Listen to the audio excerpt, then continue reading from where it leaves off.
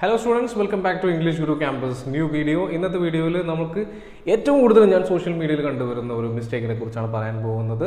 വീഡിയോയിലേക്ക് കടക്കുന്നതിന് മുന്നായിട്ട് please subscribe to our channel and make sure that you have enabled the notification bell icon so that you won't miss any of our videos. On to the video.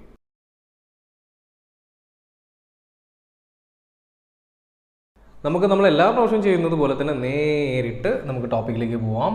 ഇതിൻ്റെ എന്തിനെക്കുറിച്ചാണ് പറയാൻ പോകുന്നതെന്ന് വെച്ചാൽ it's എന്ന രീതിയിലുള്ള പ്രയോഗത്തെക്കുറിച്ചാണ്. നമ്മൾ എല്ലാ ആളുകളും ഞാൻ എപ്പോഴും കണ്ടിട്ടുള്ളതാണ് ഇറ്റ്സ് എന്നുള്ളത് തെറ്റി എഴുതുന്നത്. ഓക്കെ, എല്ലാ പ്രാവശ്യവും നമ്മൾ എഴുതുന്നത് അതിൻ്റെ തെറ്റായ രീതിയിലാണെന്നുള്ളത് നമുക്ക് മനസ്സിലാക്കാം ഈ ഒരു വീഡിയോയിൽ കൂടി. ഇതിൽ നമുക്ക് എക്സാമ്പിൾസ് വെച്ചൊന്ന് നോക്കാം. ഓക്കെ, സാധാരണ എല്ലാവരും എഴുതുന്ന ഒരു സെൻറ്റൻസ് ആണ് ഇറ്റ്സ് വെരി നൈസ്.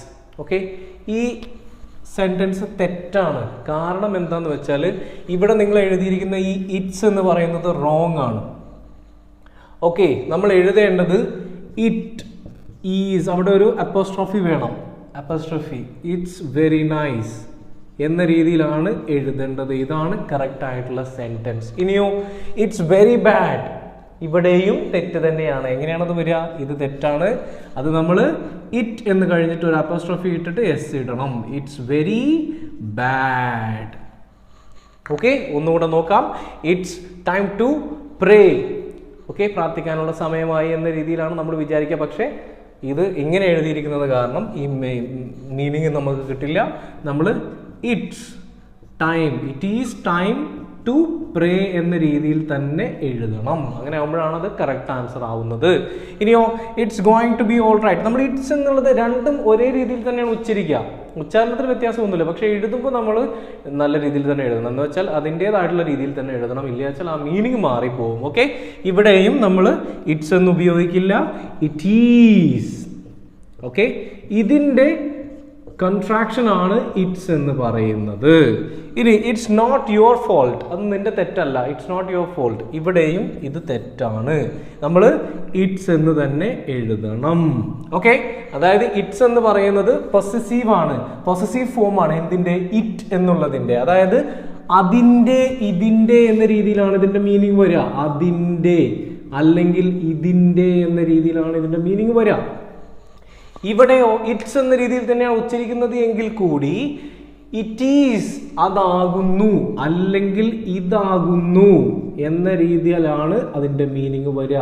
അപ്പം നമ്മൾ ഈ സെൻറ്റൻസുകളെല്ലാം നമ്മൾ ഉദ്ദേശിച്ചിരുന്നത് എന്തായിരുന്നു?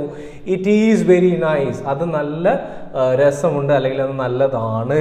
ഓക്കെ, പക്ഷെ നമ്മൾ ഇങ്ങനെ എഴുതുമ്പോൾ അതിൻ്റെ വളരെ നല്ലതാണെന്ന മീനിങ് കിട്ടും.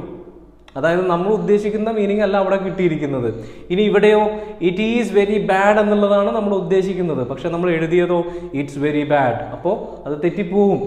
ഇവിടെ it is time to pray എന്നാണ് നമ്മൾ ഉദ്ദേശിക്കുന്നത്, പ്രാർത്ഥിക്കാനുള്ള സമയമായി. പക്ഷെ നമ്മൾ അവിടെ അപ്പോസ്ട്രോഫി ഇല്ലാണ്ട് നമ്മൾ ഇറ്റ്സ് എന്ന് എഴുതിയാൽ അതിൻ്റെ അർത്ഥം മാറിപ്പോയി. It is going to be all right, അവിടെ നമ്മൾ ഉദ്ദേശിക്കുന്നത് എന്താ? എല്ലാം ശരിയാവും. പക്ഷേ ഇറ്റ്സ് എന്ന രീതിയിൽ ഇങ്ങനെ എഴുതിയത് കാരണം അതിൻ്റെ മീനിങ് മാറിപ്പോയി. It's not your fault. Okay, നമ്മൾ ഉദ്ദേശിക്കുന്നത് it is not your fault എന്ന രീതിയിലാണ്. പക്ഷേ നമ്മൾ എഴുതിയത് ഇറ്റ്സ് ആയി പോയത് കൊണ്ട് നമുക്ക് മീനിങ് മാറിപ്പോയി. പിന്നെ ഈ റീൽസിൽ വീഡിയോ ഒക്കെ വരുന്ന സമയത്ത് ഈ മിസ്റ്റേക്ക് ഞാൻ ഒരുപാട് കണ്ടിട്ടുണ്ട്. അതുകൊണ്ട് തന്നെ നമ്മുടെ സ്റ്റുഡൻസും നമ്മുടെ ഫ്രണ്ട്സ് ആയിട്ടുള്ള ആളുകൾ എന്നോട് ചോദിക്കാറുണ്ട്, എടാ ഇത് ഇങ്ങനെയല്ലല്ലോ വരിക, ഇത് ശരിക്കും തെറ്റല്ലേ എന്ന് ചോദിക്കും. ശരിയാണ്, അത് തെറ്റാണ്. ഓക്കെ, അതായത് നിങ്ങൾ സോഷ്യൽ മീഡിയയിൽ കാണുന്നതെല്ലാം നിങ്ങൾ ശരിയാണെന്ന് വിചാരിക്കരുത്. സോഷ്യൽ മീഡിയയിൽ ആർക്ക് വേണമെങ്കിലും പോസ്റ്റ് ചെയ്യാം, ഏത് പോസ്റ്റ് വേണമെങ്കിലും ആർക്ക് വേണമെങ്കിലും എഴുതാം, പോസ്റ്റ് ചെയ്യാം. അതുകൊണ്ട് തന്നെ അവരെഴുതുന്നതിലുള്ള ചെറിയ ചെറിയ മിസ്റ്റേക്കുകൾ അത് സ്പ്രെഡ് ആവുന്നു. അത് നമുക്ക് തിരിച്ചറിയാൻ പറ്റണം. അങ്ങനെ ആവുമ്പോൾ എല്ലാവർക്കും അത് തിരുത്താനും എല്ലാ പോസ്റ്റുകളും ഗ്രാമാറ്റിക്കലി കറക്റ്റ് ആക്കാനും നമുക്ക് സാധിക്കും. ഇത്തരത്തിലുള്ള മിസ്റ്റേക്കുകൾ നമ്മൾ ഇതുവരെ ചെയ്തിട്ടുണ്ട് എങ്കിൽ ലീവ് ഇറ്റ്. കാരണം കേൾക്കുമ്പോൾ അത് പ്രശ്നമില്ലല്ലോ, നമ്മൾ നേരത്തെ ഡിസ്കസ് ചെയ്തതുപോലെ തന്നെ. അതുകൊണ്ട് അത് കുഴപ്പമില്ല. ഇനി അങ്ങോട്ട് നമ്മൾ എഴുതുമ്പോൾ നമ്മൾ നന്നായിട്ട് ശ്രദ്ധിക്കുക. അപ്പോൾ കൂടുതൽ പോസ്റ്റുകളിൽ അത് കാണുമ്പോൾ തീർച്ചയായിട്ടും എല്ലാവർക്കും ഒരു കൺഫ്യൂഷൻ ഉണ്ടാവും. അതുകൊണ്ട് തന്നെ നമ്മുടെ പോസ്റ്റുകൾ ആരെയും കൺഫ്യൂസ് ആക്കാതിരിക്കുന്നതിന് വേണ്ടിയിട്ട് നമുക്ക് ഈ ഒരു ടേം പഠിക്കാം. അടുത്ത വീഡിയോയിൽ മറ്റൊരു ഇൻട്രസ്റ്റിംഗ് ടോപ്പിക്കായിട്ട് കാണാം. Till then you take care.